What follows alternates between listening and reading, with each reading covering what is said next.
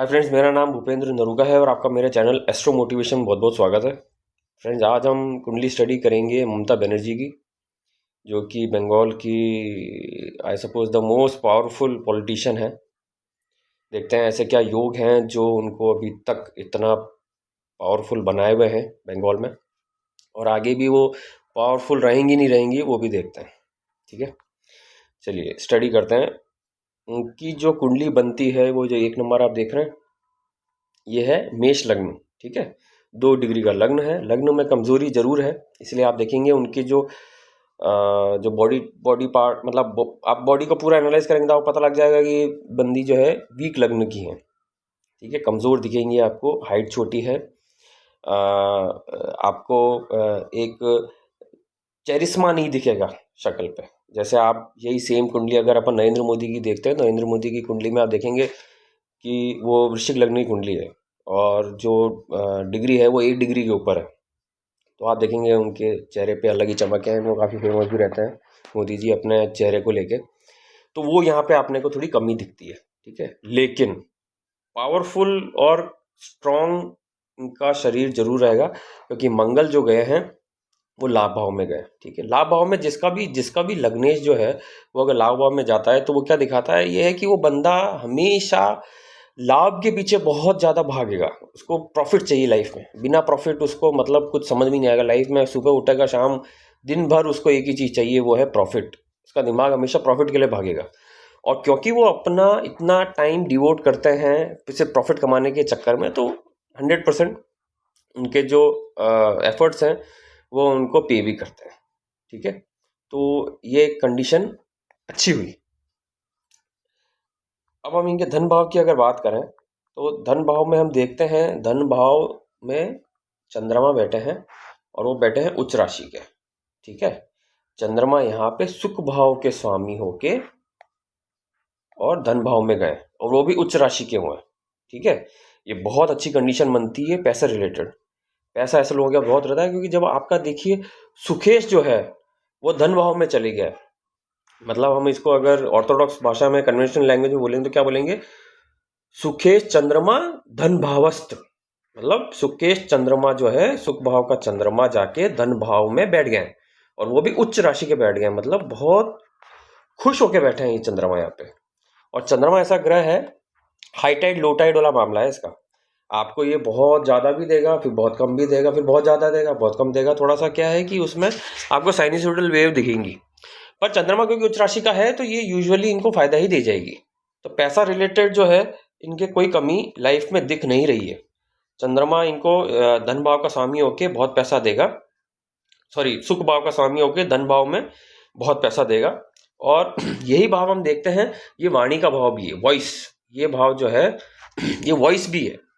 मतलब अगर बंदा कैसा बोलने में है, मतलब वो कैसा अट्रैक्टिव है बोलने में, आदमी को बिल्कुल पकड़ लेता है। अगर बंदा झूठ भी बोलता है तो ऐसे स्टाइल से बोलता है कि समझ में नहीं आता है कि मतलब इसको गलत कैसे माने। तो ये जो ऐसे जो खूबियां रहती है लोगों में, वो लोग भी यहाँ पे अच्छे पावरफुल ग्रह लिए हुए होते हैं। तो और यही भाव जो है, दूसरा भाव, सेकंड भाव जिसको हम कहते हैं, यही भाव आपका आंखों का भी है, आईज। तो ऐसे लोगों की आईज जो होती है, क्योंकि चंद्रमा अच्छा है और उच्च राशि का है, तो ऐसे यूजुअली ऐसे लोगों का देखा गया है कि आंखें बहुत बड़ी होती है, सुंदर होती है, और बिल्कुल मतलब जिसको कहते हैं कि बहुत ज़्यादा अट्रैक्टिंग आईज होती है ऐसे लोगों की। पर हम अगर ममता बनर्जी की कुंडली में देखेंगे तो ऐसा हमें दिख नहीं रहा। मतलब अगर उनकी एक्चुअल देखेंगे तो ऐसी आईज है नहीं। क्यों नहीं है, उसका रीज़न आप देखिए। यहाँ से मंगल की जो चौथी दृष्टि है वो सीधे चंद्रमा पे है। ठीक है, जब मंगल की चंद्रमा पे दृष्टि आती है तो यूजुअली जो अट्रैक्टिवनेस है वो कहीं ना कहीं कम हो जाती है। ठीक है, लेकिन ये योग जरूर बनाता है जिसको हम कहते हैं लक्ष्मी योग। ठीक है, लक्ष्मी योग तो पैसा पॉइंट ऑफ व्यू से ही अच्छा है, लेकिन इसको आप अगर आप आंखों के चक्कर में जाएंगे तो वो आपको थोड़ा सा दिखेगा कि वैसा नहीं है। अच्छा, दूसरा, मंगल की दृष्टि वाणी भाव पे है, तो आपकी जो वॉइस है वो थोड़ी सी स्ट्रांग होती है, या हम उसको कहें कठोर होती है। तो आपने बहुत बार देखा है कि ये कुछ कभी कभार कुछ ज़्यादा ही एग्रेसिव बोल देती हैं, बहुत ज़्यादा ब्लंट बोल देती हैं, और ये बहुत बार कभी कभी फ़ायदा भी दे जाता है और कभी कभी नुकसान भी दे जाता है।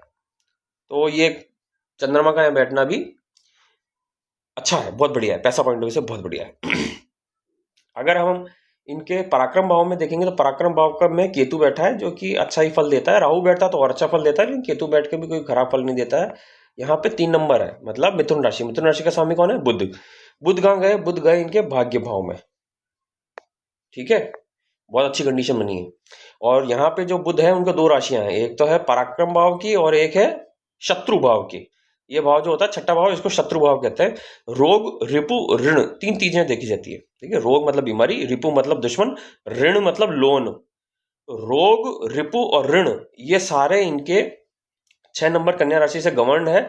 और अगर हम देखते हैं तो इसका स्वामी बुध बनते हैं, और ये कहाँ चले गए हैं? भाग्य भाव में। तो कहीं ना कहीं भाग्य में इनको हमेशा उतार चढ़ाव देखने को मिलेंगे, क्योंकि एक ऐसी राशि बैठी है जो कि दुष्ट स्थान की राशि।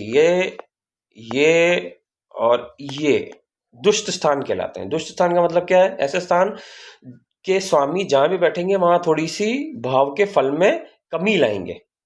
तो 6 नंबर का स्वामी आ गया है, तो कहीं ना कहीं इनके भाग्य में आपको थोड़ी सी कमी देखने को मिलेगी, क्योंकि बुध हमेशा जब भी आएगा बुध, वो थोड़ी सी परेशानी लाएगा, रोग भी लाएगा। रोग कैसा लाएगा? बुध का रोग क्या रहता है? बुध का रोग यूजुअली स्किन डिजीज रहती है, चर्म रोग जिसको हम कहते हैं। ठीक है, तो आप ये बात ध्यान रखिएगा।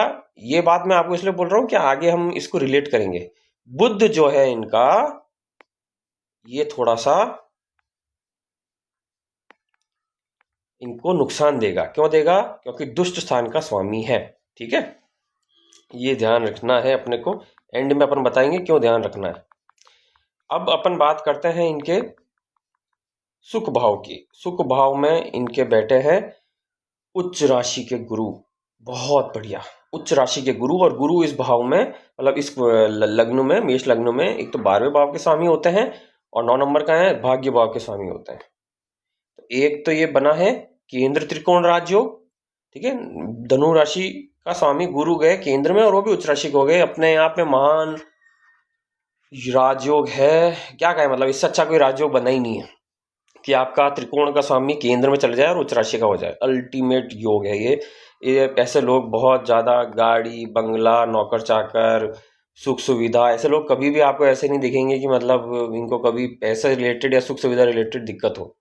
अल्टीमेट योग है सुख भाव में इतने ग्रहों का होना, मतलब इतना उच्च राशि के ग्रह का होना और गुरु जैसे ग्रह का होना वारे न्यारे कर देता है। तो बहुत ही अच्छी स्थिति बनती है। और यूजुअली ऐसे लोग जो है ना, जीरो से उठ के, जो कहता है ना, फर्श से अर्श पे जाना, वो वाले योग बनते हैं। तो ये काफी अच्छी स्थिति है। अच्छा, लेकिन एक बात का ध्यान भी रखना है, क्योंकि देखिए एक राशि 12 नंबर, मतलब 12वें भाव की भी है। तो 12वें भाव मतलब मीन राशि का स्वामी भी बनता है गुरु इस कुंडली में।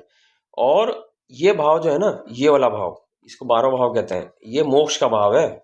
और यही भाव जो है कहीं ना कहीं हमें दिखाता है कि हॉस्पिटल के खर्चे, विदेश गमन, एक्सेसिव खर्चे, कोर्ट कचहरी, ये एक वाला भाव है। तो ऐसे भाव का स्वामी भी बन रहा है गुरु।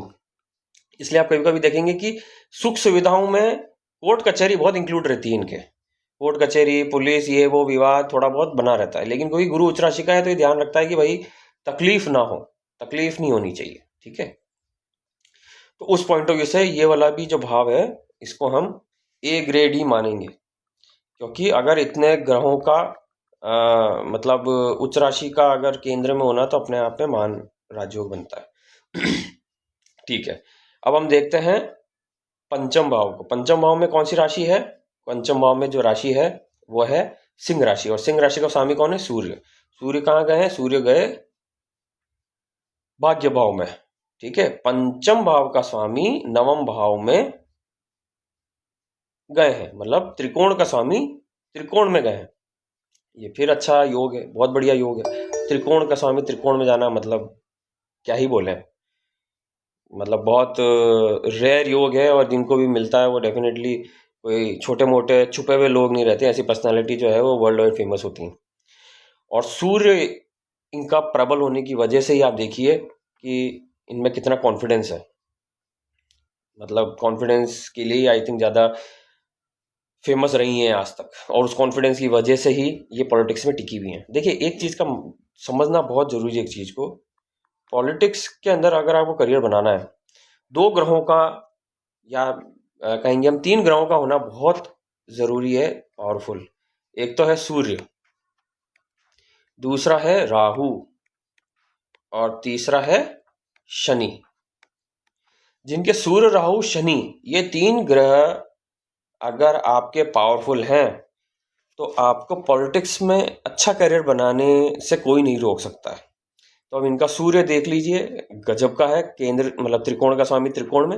राहु पावरफुल क्यों है? क्योंकि शनि के घर में बैठा है, और मैंने कल भी बताया था, पिछली वीडियोस में बता रखा है कि राहु को अगर समझना है तो राहु जिस राशि में बैठा है उसके स्वामी को देखो। तो राहु शनि मतलब कुंभ की राशि में बैठा है, कुंभ राशि का स्वामी शनि गया केंद्र में, और वो भी उच्च राशि। तो 1, 2 एंड 3, 3 ग्रह उच्च राशि के हैं, ठीक है। तो इसलिए ये मोदी जी को टक्कर दे रही हैं इतने सालों से, क्योंकि इनकी कुंडली ऑलमोस्ट उस टक्कर में है मोदी जी के। अब शनि का इतना अच्छा होना बहुत बढ़िया, मतलब पॉलिटिक्स में बहुत बढ़िया। राहु अच्छा है, शनि तो खुद, राहु की बात हो ही गई, राहु का स्वामी शनि यहाँ बैठा उच्च राशि, और शनि तो खुद केंद्र में है ही। और शनि जो है यहाँ पे ऑक्यूपेशन और लाभ भाव का स्वामी होकर उच्च राशि में, तो ऑक्यूपेशन में इनको कभी भी कमी नहीं आएगी क्योंकि शनि उच्च राशि, और लाभ इनको मिलता जाएगा क्योंकि शनि उच्च राशि। अच्छा, ये भाव जो होता है ये बिजनेस का भाव होता है, ठीक है। बिजनेस के भाव के साथ साथ इस भाव में हम कोलैबोरेशन देखते हैं कि लोग कितना जल्दी कोलैबोरेट कर पाते हैं। कोलैबोरेशन का मतलब ये नहीं है कि आप हमेशा बिजनेस में कोलैबोरेट करो, कोलैबोरेशन का मतलब ये भी है कि आप कितना जल्दी लोगों से जुड़ते हो। तो आप उनका जुड़ाव तो समझ ही पा रहे हो कि बंगाल के अंदर इतने सालों से क्यों है। शनि उच्च राशि बहुत ही बढ़िया, गजब का योग है ये, ठीक है। अब ये भी ध्यान रखिएगा, मैंने एक तो कहा था बुध को याद रखना और शनि को याद रखना, ये दोनों भाव अपने को याद रखना है। लास्ट में डिस्कस करेंगे कि इनका रेलेवेंस क्या है।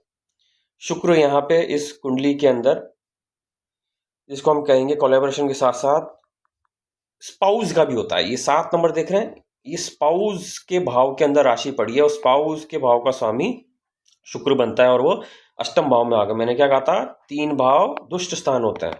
इस स्थान में अगर कोई भी ग्रह आएगा तो वो अपनी एनर्जी लूज कर देता है। तो आप देखेंगे इनकी शादी का योग नहीं बना, ये मैरिड नहीं है। उसका कारण क्या है? शुक्र का अष्टम भाव में आना और मंगल की राशि में आना, ठीक है। इसलिए ये थोड़ा सा वीक हुआ। दूसरा क्या है, चंद्रमा जो है वो अपनी नीच दृष्टि डाल रहे हैं शुक्र के ऊपर, ठीक है। देखिए, हमेशा ध्यान रखिएगा, जिस भी भाव में ग्रह उच्च राशि का होता है ना, उसके अपोजिट भाव में जब वो अपनी 7वीं दृष्टि डालता है तो वो नीच की दृष्टि होती है, क्योंकि चंद्रमा 8 नंबर में नीच का होता है। तो ये नीच की दृष्टि डाली, नीच की दृष्टि डाली मतलब वर्ड पे नहीं जाना है। नीच दृष्टि का मतलब ये है कि मायूस कर देता है अगले भाव को। अगले भाव के अंदर ग्रह होगा उसके ऊपर, या उस भाव को वो थोड़ा लो फील कराता है, वहां पे ग्रह जाके अपनी पावर को लूज कर देता है। तो ये चंद्रमा यहाँ पे इस भाव को लूज कर रहा है, वीक कर रहा है, और शुक्र की भी दृष्टि डाल रहा है। तो इस वजह से इनके शादी के थोड़े इश्यू हुए। अच्छा, क्योंकि सूर्य गया यहाँ पे राहु के साथ, तो संतान पक्ष से भी इश्यू है। सूर्य राहु का योग जो है यूजुअली संतान पॉइंट ऑफ व्यू से अच्छा नहीं माना जाता है, पॉलिटिक्स पॉइंट ऑफ व्यू से तो बहुत जबरदस्त है, संतान पॉइंट ऑफ व्यू से आपको थोड़ी सी दिक्कत पैदा करता है, ठीक है। तो ये हमारा लग्न को थोड़ा सा डिस्कशन हुआ। आप राशि देख ही रहे होंगे, राशि जहाँ चंद्रमा बैठता है वो इनकी राशि बन जाती है। राशि कौन सी है? वृषभ राशि। वृषभ राशि के लोग कैसे होते हैं? वृषभ राशि को आप देखेंगे बुल की तरह होते हैं। बुल के ऊपर जो नहीं दोनों आइज के वहाँ फ्लैप लगा रहता है, तो बुल्स क्या कहते हैं, मतलब ऐसा कहा जाता है उस राशि को देख के कि ऐसे लोग जो होते हैं ना अथाह मेहनत करते हैं और एक दिशा में मेहनत करते हैं। क्योंकि आप देखेंगे जो बुल है वो उसके दोनों आंख लगी हुई है, तो वो बस को पता है कि मुझे अगर जो खेत जोतना है तो वो बिल्कुल वो बस खेत जोतता रहता है, उसको अता पता नहीं है क्या हो रहा है क्या नहीं हो रहा है अगल बगल, वो मेहनत फुल करता है। तो ऐसे लोग मेहनती बहुत होते हैं, ठीक है। और मेष राशि है, तो मेष राशि क्या है? अग्नि तत्व की राशि है या लग्न है। यहाँ पे तो लग्न की बात कर रहे हैं, अग्नि तत्व है। अग्नि तत्व मतलब ऐसे लोग बहुत स्ट्रेट फॉरवर्ड होते हैं, गुस्सा एकदम शानदार तेज आता है, और ऐसे लोगों को जो है आप ठंडा अगर करना चाहते हो ना, अगर उनके टेम्पर को थोड़ा डाउन करना चाहते हो तो बड़ा मुश्किल होता है, ठीक है। वृश्चिक लग्न के लोग तो फिर भी जल्दी ठंडे हो जाते हैं, लेकिन ये मेष लग्न के लोगों में थोड़ी दिक्कत आती है ना, मंगल प्रधान लग्न है। तो आप देखेंगे इनकी आपकी पर्सनैलिटी में भी आपको ट्रेड दिखेगा कि थोड़ा सा दिमाग इनका जल्दी गर्म होता है। अब अपन इनके नवमांश में जाते हैं, ठीक है। नवमांश में भी देखते हैं तो देखिए इनका सूर्य यहाँ पे नीच राशि में है, ठीक है। और सूर्य मैंने क्या कहा था, संतान भाव का स्वामी, यहाँ से है ना संतान भाव का स्वामी। तो सूर्य इनका नीच राशि में है, तो थोड़ा सा संतान पॉइंट ऑफ व्यू से इनको दिक्कत है। और यही भाव जो है हमारा स्पाउस का भी होता है, या फिर शादी का भी होता है, या फिर मैरिज भी देखी जाती है। तो नीच राशि में बैठे हैं तो कहीं ना कहीं ये कमी देखने को मिलेगी, ठीक है। शनि अगर यहाँ फिर भी पावरफुल है, शनि देखिए यहाँ पे शुक्र के घर में गए, ये शुक्र का घर है ना वृषभ राशि, तो अभी पावरफुल है। तो शुक्र काफी पावरफुल है नवमांश कुंडली के अंदर भी, तो वो भी एक अच्छी चीज यहाँ पे देखने को मिली है। अब देखते हैं कि ऐसा क्या रहा कि बंगाल को हम ममता बनर्जी बोले या ममता बनर्जी को हम बंगाल बोले, दोनों बात एक ही है। इतने समय से टिके हुए हैं और सबके नाक में दम कर रखा है, लेकिन कोई हिला नहीं पा रहा। तो उसका रीजन यहाँ देखिए, शनि की दशा, शनि, ठीक है। शनि की 2007 से अगस्त, ध्यान रखिएगा, अगस्त 2026 तक ये दशा है शनि की, ठीक है। शनि की दशा अगस्त 2026 तक है। अब आप जाइए शनि की कंडीशन देखिए कि शनि असल में मेष लग्न में की क्या है कंडीशन। अरे भाई शनि तो मैंने आपको बताया था, ये ऑक्यूपेशन भाव का स्वामी, कर्म भाव का स्वामी और लाभ भाव का स्वामी, मतलब कर्मेश और लाभेश दोनों गए सप्तम भाव में उच्च राशि के।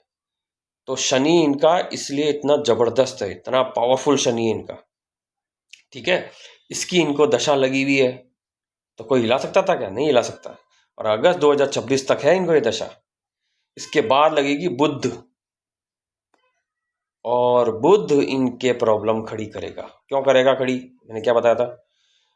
बुध के लिए आपको अगर देखना है तो बुध की कंडीशन आप देखिए, बुध क्या है, बुध मेष लग्न में मारक भाव में आता है, दुष्ट स्थान में आता है। और इसकी अगर दशा चलेगी, ये वाला भाव एक्टिव होंगे, और इन दोनों भाव के स्वामी बुध यहाँ गए हैं, ठीक है।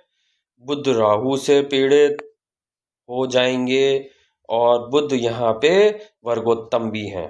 तो ये चुनाव जो आने वाले हैं अगस्त 2026 के बाद, अगर ये चुनाव, वैसे तो जीतने के बहुत कम चांस हैं, लेकिन अगर जीतती भी हैं, चांसेस कम क्यों है इसलिए बता रहा हूँ क्योंकि फिर भी ये शनि के ही कंट्रोल में है। तो ये शनि हो सकता है इनको जिता भी दे कुछ एक आधा सीट, ठीक है। उस लेवल पे तो नहीं पहुंचा है क्योंकि सामने उसके बाद बुध शुरू होने वाला है, और बुध इस कुंडली में मार्केश है। बुध इनको फायदा नहीं देने वाला है मेष लग्न की कुंडली में, और राहु से पीड़ित जरूर है।